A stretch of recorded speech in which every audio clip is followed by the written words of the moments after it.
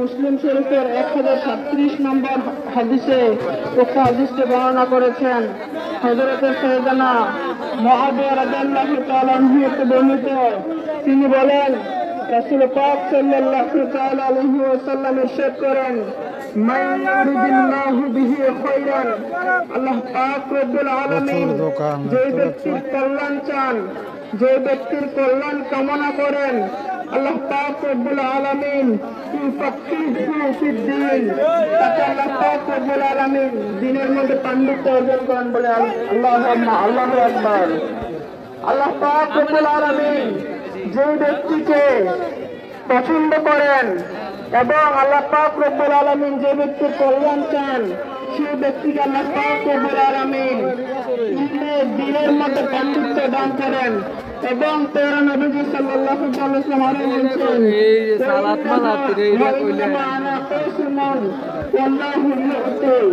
এবং নিশ্চয় আমি হচ্ছি বন্টনকারী এবং আল্লাহ পাক রব্বুল আলামিন আমাকে দান করেন। প্যারা নবী বলছেন, আমি হচ্ছি ইলমের খজিনা, আমি আমার সিনা থেকে দুনিয়াবাসীকে ইলম বন্টন করে, আর সেই ইলম আল্লাহ পাক রব্বুল আলামিন আমাদেরকে দান করেন। وعن انس رضي الله تعالى عنه قال قال رسول الله صلى الله تعالى عليه وسلم من خرج في طلب العلم فهو في سبيل الله। খেলনা দোকান সব খেলনা দোকান। তিনি বলেন, রাসূল পাক সাল্লাল্লাহু তাআলা আলাইহি ওয়াসাল্লাম ইরশাদ করেন, প্রচুর খেলনা দোকান।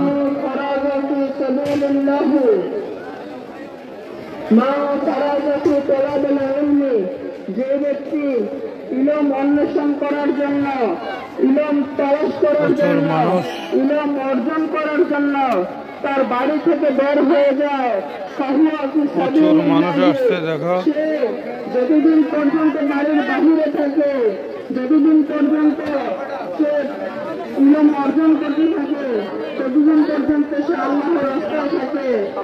বেশিরভাগ সময়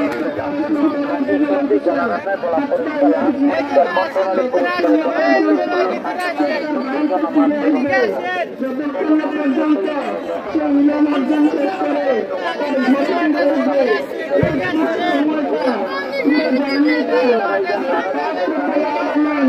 তার জন্য আল্লাহ পাক রব্বুল আলামিনের পথের মধ্যে তাকে আল্লাহ পাক রব্বুল আলামিনের